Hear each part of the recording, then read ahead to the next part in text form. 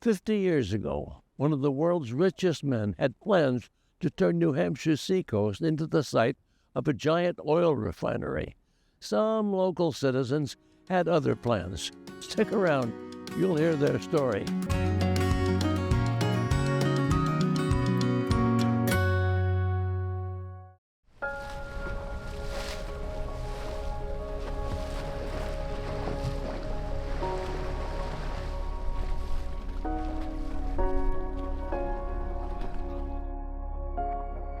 Welcome to Windows to the Wild. I'm Willem Lang. This summer, a group of ocean water swimmers jumped into the ocean at the Isles of Shoals and swam all the way across to Rye, New Hampshire. It's about 7 miles from shore to shore. They raised money for beach cleanup and commemorated an event that grabbed the world's attention 50 years ago.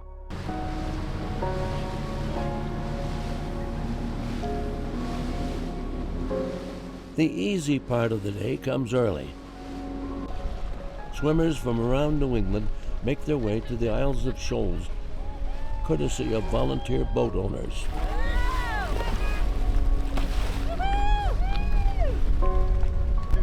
Hey girl, what's up? Ready to roll? They crowd the only dock that awaits them. Swimmers clear. All right. Caught a cat from Michelle just so excited. I'm so excited. The reception looks a lot like a family reunion. This group of open water swimmers are about to head back to where they just came from. How you feeling? I'm feeling great. I'm excited to do this. It's about 7 miles from the Isles back to the mainland at Rye, New Hampshire. More depending on how rough the ocean gets between here and there.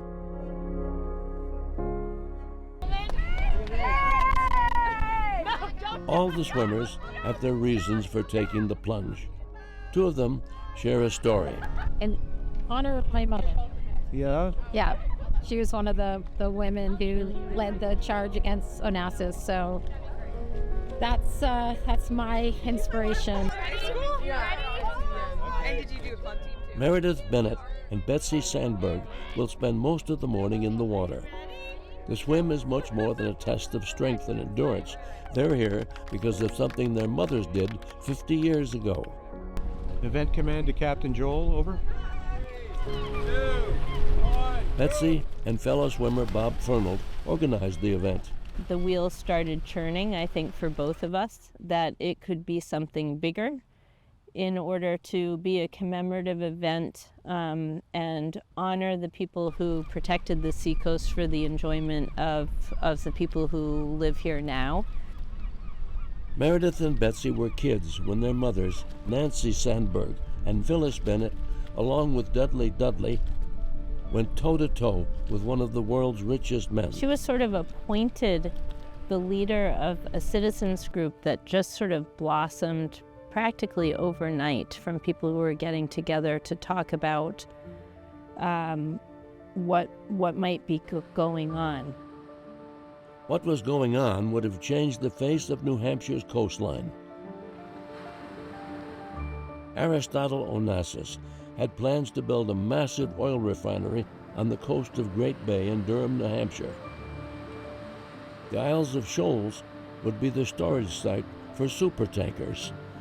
If they had been able to do it, they would have produced 400,000 barrels of oil every single day. As swimmers push through ocean waves on their way to the beach in Rye, Nancy Sandberg waits patiently. The open water swim is a way to commemorate what she, Phyllis, and Dudley believed they could do to save a coastline. Phyllis was dedicated to covering this huge local story. Dudley was working with her people in the legislature to figure out, well, this doesn't fit with New Hampshire values, so what can we do with legislation to stop it? And then I was working with lots of people to inform people of what it would mean to have the world's largest oil refinery sited in Durham, and we brought people together on these. And here comes Dudley. Good. Dudley, come over. Pull up a chair for Dudley. This is so exciting, Nancy. I know, it is. I've just been talking about 50 years later. Here we are. Years. Can it be? Hi, sweetie. Can it be? Yeah, it can't be. I believe so strongly in the courage of my mother, Dudley, Nancy Sandberg, and hundreds, if not thousands of others who really stood up and stood up for the truth, first of all, because Aristotle Onassis was misrepresenting what he was building here, so it wasn't a truthful approach. And then to stand up to all that money, because Onassis was the richest man in the entire world at that time, and was, had the blessing of the Governor Thompson as well. And so these were people that just said, we are not going to be intimidated by all this power and money, and we're going to do what we think is right, which is to save the seacoast for ourselves and generations afterward.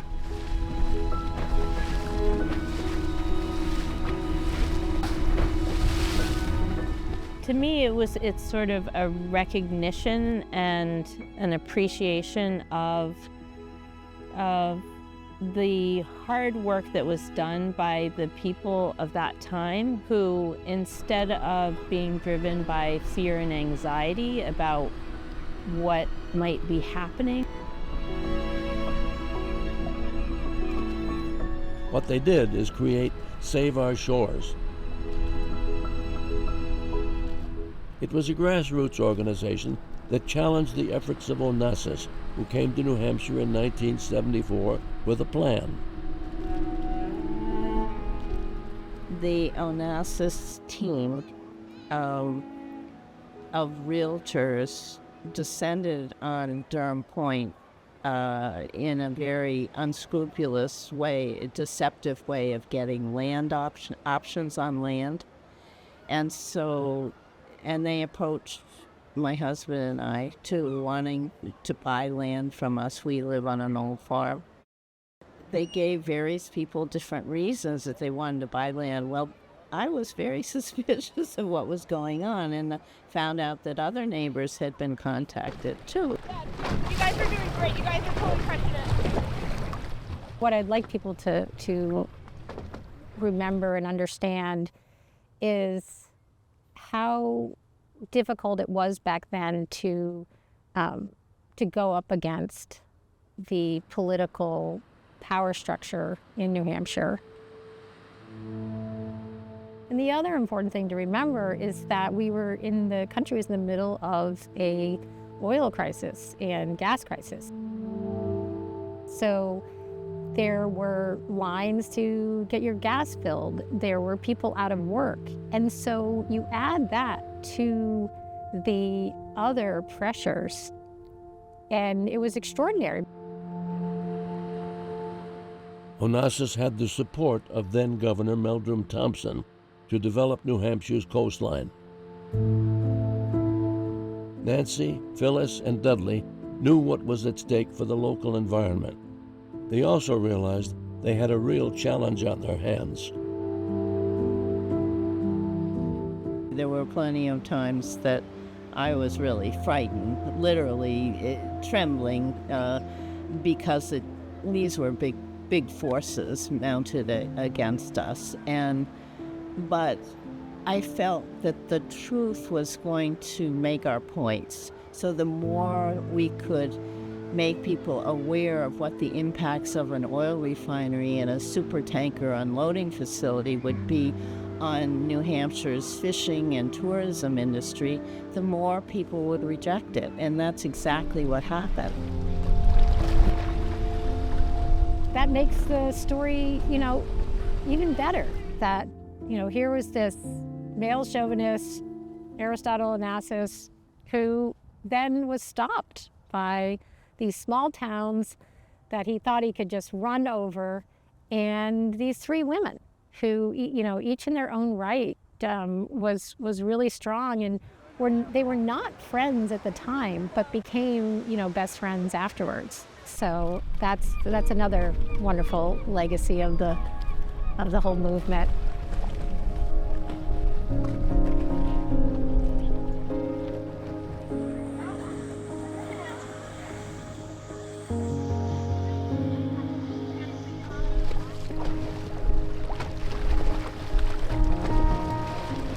The white boat, white boat.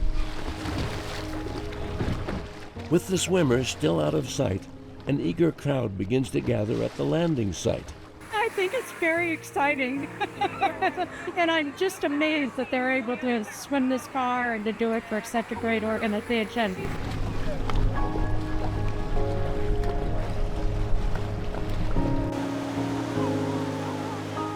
As people prepare to welcome the approaching swimmers,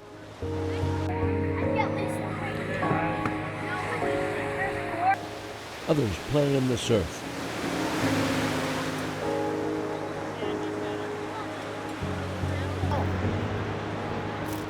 Right behind them are folks from the Blue Ocean Society.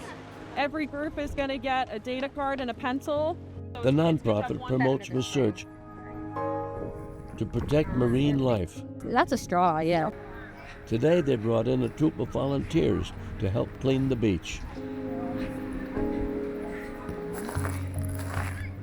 Ribbon. I'm not done. Looks like it. Ribbon. What do you find most of? Depends on the beach. I'd say Hampton Beach, it's cigarette butts. Definitely a lot of that. Here so far, we're finding a lot of string and some fishing materials.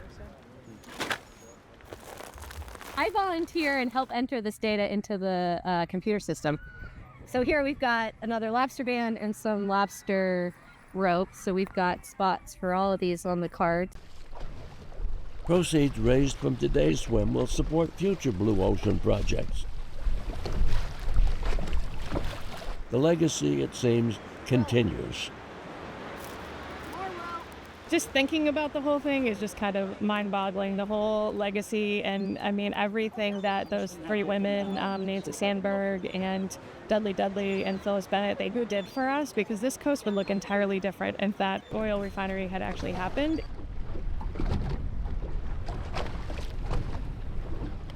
The other thing is we thought, well, it could be something that would raise environmental awareness, and we chose partnering with Blue Ocean Society for Marine Conservation to help fundraise for them and their efforts at marine education and environmental stewardship. Oh, you want a data card? Here you go. And the programs they do a lot of programs also for young people. So in order to sort of bring people into this love and interest that we have.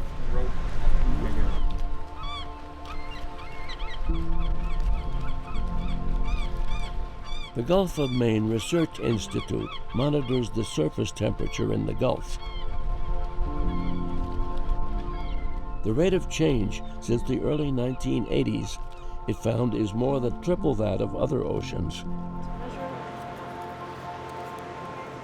Jen Kennedy sees hope in every event like this.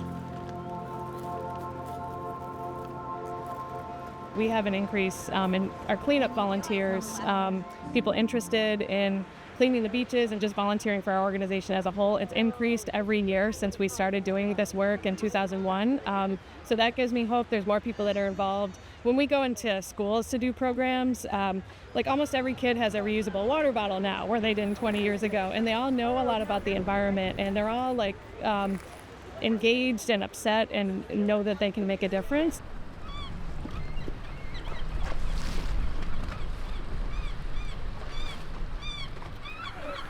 We can see them!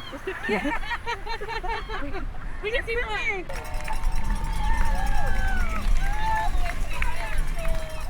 About 4 hours after the swimmers left the dock of the Isles of Shoals, Susan Knight, is the first to feel the coastal sand beneath her feet. Thank you. There's some donuts. But then like the last hour, it settled down. But the first like 2 to 3 hours was bad. Like just chop, sideways chop. So it was the wind against the tide. Because the wind was going like cross and the tide was coming in. So yeah, it's great. Yeah, we raised a lot of money for Blue Ocean. And a lot of awareness.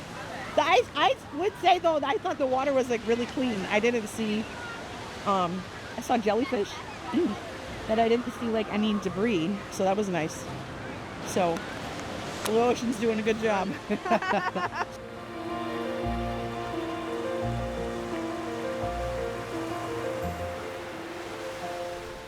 Other swimmers begin to arrive. Betsy and Meredith aren't far behind.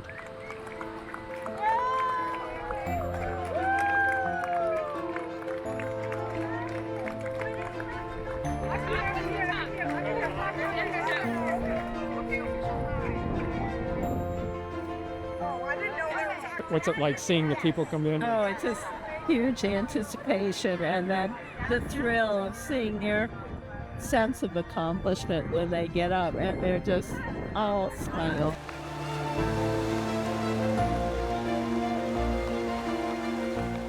Oh my gosh, it's amazing.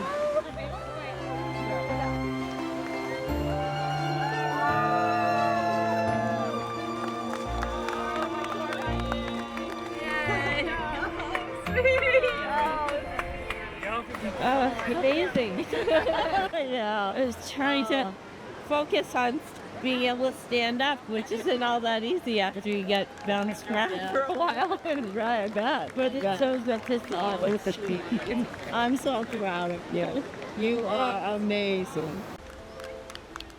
I was nervous. I've done a lot of, I've run many marathons and done many triathlons, and at various points I've had various amounts of time to train. So, I'm also aware that so much of it is mental, and I was locked in no matter what to finish and celebrate, my mother and this 50-year anniversary. I know. It's like, don't slow me down. I'm trying to get my toes out of the water. Woo! How long was my swim? Yeah, it was 5 hours and 39 minutes.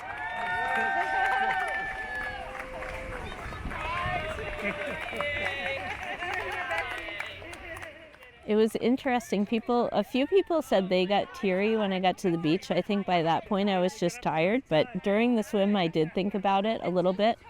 And I actually got a little choked up, so I had to kind of move beyond it.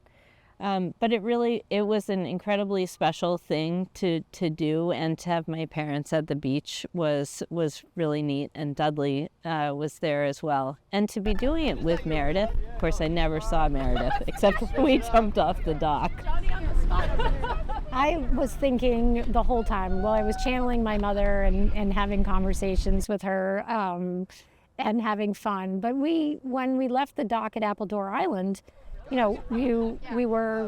all were reminded as we were standing there that the Isle of Shoals would have had a giant substation on it, would have been dwarfed the islands, changed the islands in terms of their ability to allow people to see their beauty, and for research and for all the things that the Isle of Shoals provide today would have all been destroyed. So, it was the really important reminder when we left the dock, and then throughout the swim, thinking about what those waters that they would have had oil spills and just would have been a very, very different place.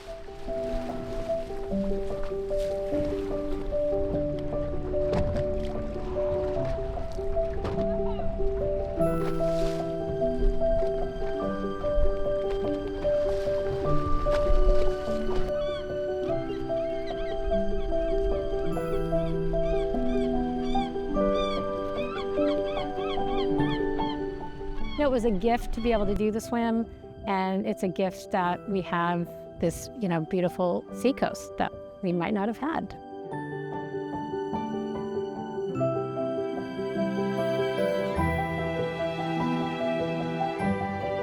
Save Our Shores fought a good fight in 1974. It was well orchestrated. Nancy mobilized the community. I was on the phone 14 hours a day, and my ear was so red and swollen. Dudley was at the State House. People come up to me all the time and say how fearless and brave you were to do this. And I'm just wondering if you see it that way. No, it was instinct. It wasn't brave. It was just what I needed to do. I just have a confession, which is that at 13, this was quite embarrassing, I think you know. I felt seeing you on the front page of the paper and all the activity in our house and coming home from school every day and having people sitting on the floor stuffing envelopes. And I remember saying to a friend, joking, that I wish I had just had a mother who baked cookies like everybody else's mother. And Phyllis kept the presses running. It was a wonderful story of a partnership, which is very unusual for newspapers. There were active readers in the community who contributed information, did not just read information. Everybody put their minds to it and their hearts to it. And with the help of public occurrences, we're able in October to have that startling headline, "Refinery for Durham Point?" ? Very proud of my parents own a newspaper, Public Occurrences, and they leaned into doing the investigative journalism that small newspapers are really often, credited for.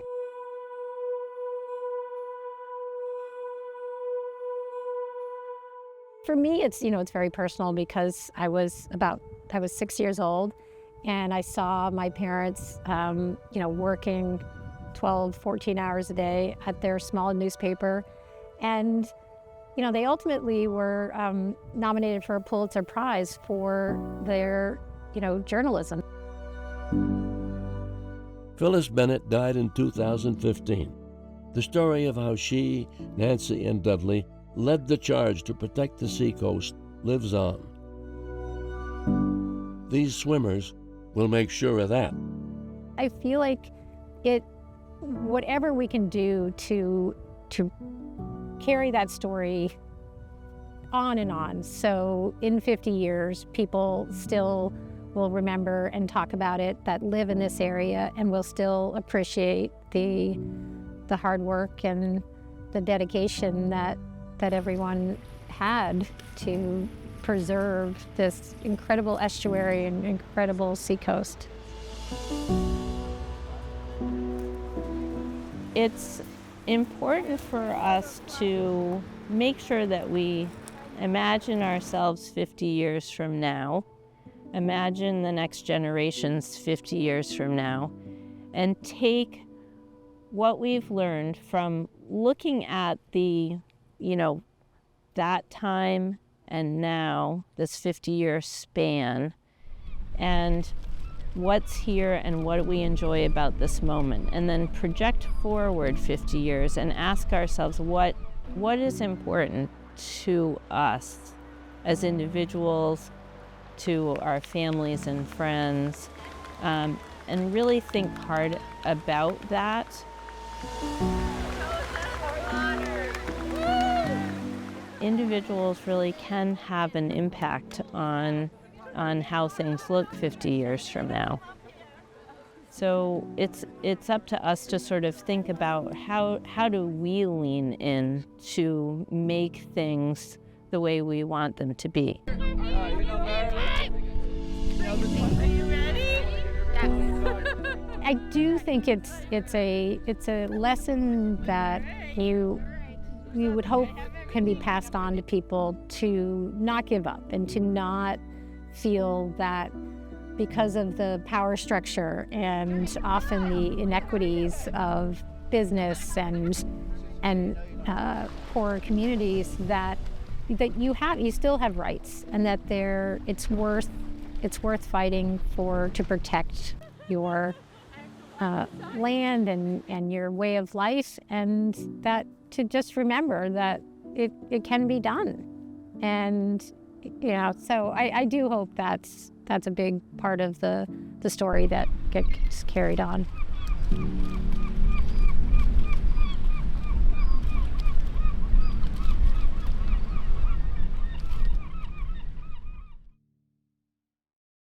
Well, we've come once again to that part of the program that I like the least, the time we have to say goodbye.